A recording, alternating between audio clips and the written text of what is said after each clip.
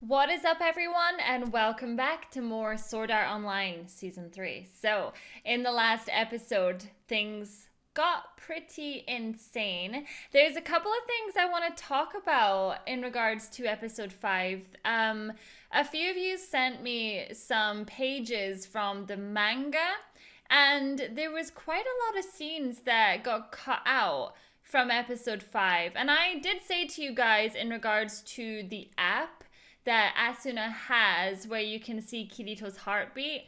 And I remember when they first introduced it and I said to you guys, I bet you at some point he's probably gonna die, right? And his heartbeat is gonna stop and Asuna's gonna see it on her phone. And I thought that that would be a whole moment. Turns out that did actually happen, but only in the manga. And for me, I feel like that's really disappointing. A scene as big as that, and they don't even animate it. They don't put it in the show. Why? Really? I can't believe it. When you guys showed that to me, I was like, what a waste. My reaction to that, I would have died. Oh my gosh. And they just kind of took it out and they just said, the doctor said, his heart stopped for 5 minutes and we don't know the extent of the damage. But they could have shown that whole ambulance scene where his heart stopped and Asuna looked at the phone, and yeah, what a waste. I'm really excited though to see how this progresses. Find a girl like Asuna that will track you down no matter what. Isn't she the most beautiful thing ever? Kind of called it a little bit though that he was in a coma and they were forcing him to dive. I don't know why just yet, and I just hope that maybe he's gonna be okay. Don't forget to head on over to my website, suzylu.co.uk, for the Patreon style version of this video. And also please feel free to hit me up over on my social media. All the links you need are below the video. All right, let's do this. I told you your boy was the biggest threat to this project's security. I know, you don't have to rub it in. Is Kirito even safe here? Were you lying when you said you could save him? Is he alive? Answer me! Asuna looks great in that outfit, for the record. It damaged Kirito's brain so much conventional treatment can't heal him. But unconventional treatment can, and the only place with that technology is Wrath. I'm sure he told you about it. The STL, short for Soul Translator. If we use the STL to stimulate his Fluctlight, we can regenerate a brand new, perfectly healthy neural network. The treatment he's getting surpasses what any hospital can offer. He even has his own full-time nurse. Okay then, I'll take your word for it. But why couldn't you have just told Asuna? If you want answers, you'll have to sign on. How about you start talking? All right then. I assume you're both familiar with the concept of the STL?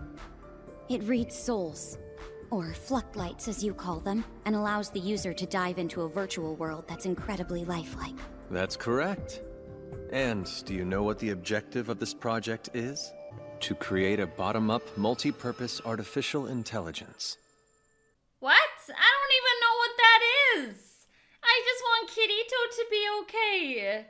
This is all so intelligent and it's way above my intelligence level. I guess the saving grace is that if they didn't take Kirito, he most likely would have died from that. But the question is though, did anyone find Laughing Coffin? Because he's still out there. Still. Everything that's an AI right now is using that top-down approach. Heck, Dr. Shigemura was working with us here for a bit, and even his research focused on that. A top-down AI, however, can't react appropriately to things it hasn't learned about. At this point in time, none have evolved enough to have true intelligence. The human brain is an organ comprised of 100 billion cells connected in intricate ways. The idea of bottom-up is recreating the brain electronically and generating true intelligence in it. But that would be impossible to do. You're right, and until now it was. But with the Soul Translator, we can scan a human soul. Or specifically, the quantum field in brain cells we call the Fluctlight. We made the Light Quantum Gate Crystal, or Light Cube, to store all that good stuff on. My god, it's like taking everything from your brain and putting it on a hard drive. I don't know if I like that. The human soul is complex. Sure, we can copy it. But there's a wide gap between it and a true AI. Higa? Go on. Show our guests a demonstration. Damn, you're sadistic. They've already copied someone's brain? Okay, who? Sweet! So, why is it dark, and how come I can't move? Oh, I know why. Let me out, the STL's glitching. Sorry, buddy. I can't log you out. Dude, what the hell? Let me out of here! Who are you? I don't recognize your voice! Takeru Higa. You know that. What? No way! I'm Higa! Let me out and you'll see! Relax. You're Takeru Higa, the copy. I know you know what's going on, so just accept the situation. Screw you! I'm me! If I'm a copy, then I know it, goddammit! Come on, please! This isn't okay though, he's obviously distressed. Okay then, let's see who's faster at pi, me or that faker. 3.14159265358879364388793. Yeah, you definitely missed something. Real successful. Alright, that was beyond twisted. It is disturbing. Still, it's the best way to explain what we've been able to accomplish up to now. I'm sorry you had to see it. We copied over a dozen Fluctlights, including mine, and submitted them to the same test. The results were always the same. Their logic systems went haywire and they collapsed. Since mature Fluctlights don't work, what would you try next? Maybe wipe their memories? Or raise a soul from scratch? We put newborns into the STL and copied their souls. These copies are essentially human, so how would you raise them? Not in a void. You'd need an exact copy of the real world. I really don't like any of this. Like, you know there's that thing where it's like going too far? This is going too far. It's not needed. We placed 4 of our staff in the first village we created. They acted as parents to 16 AI infants, or soul archetypes, and raised them till they were 18. We monitored the youngsters as they grew up. Oh, by the way, officially we call them artificial Fluctlights. Oh my god, that explains what Yu-Gi-Oh is. When they eventually paired up, we made them parents, and gave them new soul archetypes to raise. Our staff was out by then, so we accelerated time by 5,000, and soon we had multiple generations. After 3 weeks had passed in our world, 300 had passed in theirs. Now, they have a fully functioning society with a population of 80,000. At this point, all the AI Fluctlights have matured into the bottom-up AIs we were shooting for. We were all ready to hit the next phase, and we're stoked about it. But then... We noticed a major issue, which stood in our way.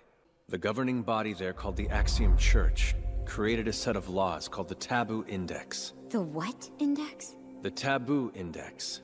It contains laws like one forbidding murder, just like we have. And if you've been watching the news recently, you can see how difficult that one is for humans to obey. But the Fluctlights obey all their laws to the letter. Needless to say, there's not been a single murder committed here either. And that would be a good thing, wouldn't it? It wouldn't. Not for him anyway. He wants AIs that can kill. Kirito and I were wrong. We thought we knew why you were interested in VR MMOs. For training. We figured you'd use the technology to train soldiers and police. But for an officer of the SDF to attempt something on this scale, there has to be more at stake. Well, that's it. It's like, you don't just want to create this pretty little world. What's the end game? 5 years ago, when the Nerve Gear was first announced, I had an idea. Although it was meant for gaming, this new technology had the potential to change how wars were fought. When the SAO incident happened, I asked to be transferred to the Ministry, then join the task force there. That was all so I could get this project off the ground. And 5 years later, here we are. That's his reason, but why did you decide to take part in this? Oh, that's a whole nother story. For me, it's personal. When I was in college, I had a bud in Korea who was in the army there. And he got killed on one of his tours. But if we could figure out how to have them without killing people, then... Sounds naive, right? No, it actually sounds like a much nicer thing. The rights of the AIs. These things you call artificial fluctlights, they're still mentally and emotionally human. True, but it's not like they have physical bodies. But otherwise, they're no different from us. And you're forcing them to be your tools of war. Kirito would never agree to that. Ever. I mean, listening as well to the way that guy's clone reacted to it, like he sounded like he was even convincing me that he might be real. I got so carried away talking about the project, I almost forgot. Oh, you almost forgot about him. Lovely. If we blocked a human's memories, reverted him to childhood, and had him grow up in our VR world, would he be able to disobey the taboo index? To carry this out, we needed someone with experience navigating in a VR environment. Not just a week or a month's worth of experience. I'm talking years. So you don't actually care to look after him. Initially, you wanted to make it out that you had his best interests at heart, but you're using him. What happened with that taboo index thing? You know, the experiment. Did he tell you if it worked? Mm-hmm. Kirito got to be close friends with two others, a boy and a girl. Kikuoka said the girl ended up breaking one of the laws. According to the log, the girl saw another AI fluctlight die in the restricted area. And from what we can tell, she was trying to save him. She had more concern for another person's life than she had for disobeying the taboo index. Okay, but I don't see how that had anything to do with Kirito. They just happened to be there. Alice? That's right. I was stunned when I found out. Her having that name is quite the coincidence. The name Alice, you see, also happens to be the name of the concept that was the foundation for Wrath and this project. Concept? An AI that is highly adaptive and autonomous. More specifically, an artificial labile intelligent cybernated existence. We called it Project Alicization. Alicization? So that's how you say it. I never had any clue. No, she's still alive. But remember I said time there's faster than here? Mm-hmm. Well, by the time they noticed, 2 days had gone by there. She was taken to the capital, and the Axiom Church had her fluctlight altered. They changed her soul? How could they give AI fluctlights that kind of authority over each other? They don't really know how it happened, but they think it might be a system exploit. A few of the AI fluctlights can use what they call sacred arts. They're basically system access authorities that look like magic spells. They said they'd let me look in on Kirito for a bit. I don't want to be late for that. You get to watch him sleep. Tell us if he drools. He's got a big thing over his head. I don't think you're gonna see him. Number 4. And that's 5. They're still building Unit 6. It's in Roppongi with Unit 1, the prototype. 2 and 3 are here. Well, actually, they're in the lower shaft. Misaki, what are you doing here? I'm taking care of Kirigaya. But you were his nurse at that hospital in Chiyoda. I was gonna say, she was the one that looked after him before. The nursing school I graduated from is affiliated with the Tokyo Self-Defense Force.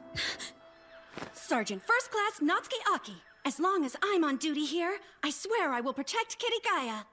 We good? Aww. That's kind of what you need, though. You don't need to be jealous, Asuna. Will he be okay? Of course he will. His fluctlight's stable so far, and his neural network's on the mend. All his vitals are looking good, too. He is a tough cookie. He's the one who cleared SAO, after all. Aww.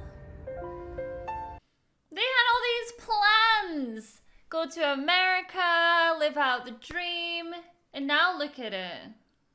I'm sure you heard the story about how during the SAO incident, Akihiko Kayaba and I were hiding in the mountains of Nagano. That's scars from a microbomb Akihiko implanted there.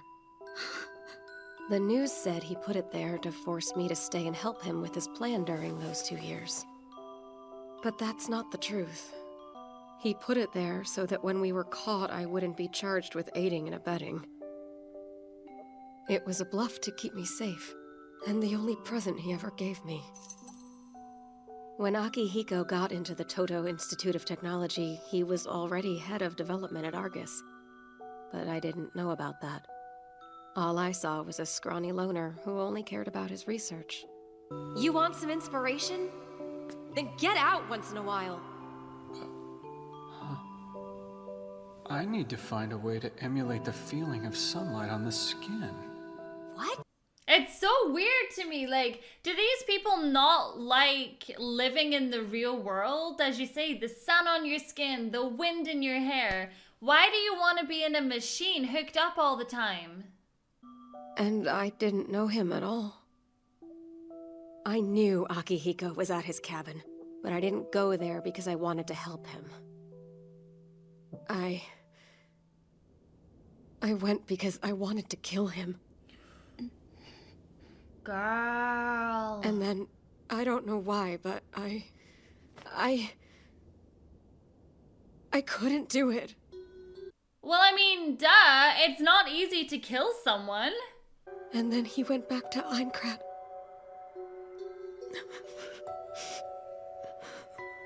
Oh God, I'm so sorry. Kirito and I never blamed you or hated you for anything. To tell you the truth, I can't really say I hate the commander either. I mean, Akihiko Kayaba. Well, it brought you the love of your life. It changed your life for the better. And this may sound a little selfish. I wouldn't trade anything for the time I got to spend living there with Kirito. Honestly, to me, those were the best days of my life. I remember Asuna got to the point where she almost didn't want to leave because the real world sucked in comparison. All we can do is own up to it. There's no choice but to face our sins and keep going. But that is crazy though, so she probably has a lot of guilt, and that's probably another reason why she wants to be close to Kirito. What am I gonna do with you? It's so early. Come back to bed.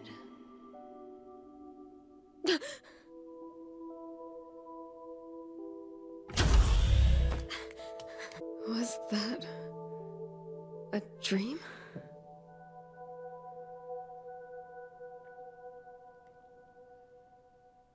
Yeah, it was 100% a dream. That's what I'm going with anyway. There's no way you're bringing him back. Oh my gosh, he really was just obsessed with the virtual world. And maybe it's because I'm quite different. If my job didn't revolve around being online so much, I wouldn't be. That's just my preference. I think it's because I kind of grew up in the real world. Like, I didn't have my first phone until I was 17, my first laptop till I was 20. So there's people nowadays who, like, there's little kiddies, you know, like phone in hand. They probably know how to work it better than I do. And for me, it's like, no, would you not rather, like, go out and about? Everything about Sword Art is obviously to do with the digital world, the virtual world. But all I seem to see when I watch this is the negative side of the digital world and how, okay, Asuna, she did meet Kirito and this has all been very positive for her since then. But I don't know. There is just another side to it all as well. And it's, I guess you could say it's like anything. Everything has good things and it's got bad things.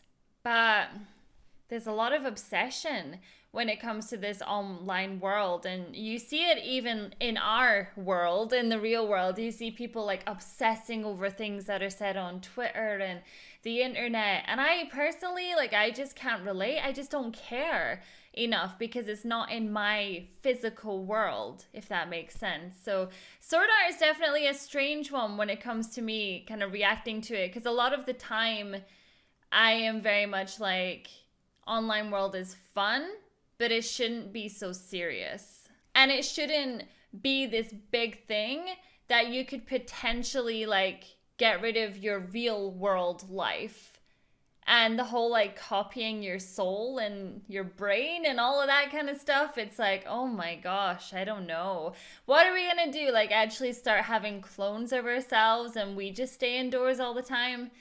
I don't know. I do like the story though, like don't get it twisted. I just like to kind of voice my opinion on the digital world and things like that.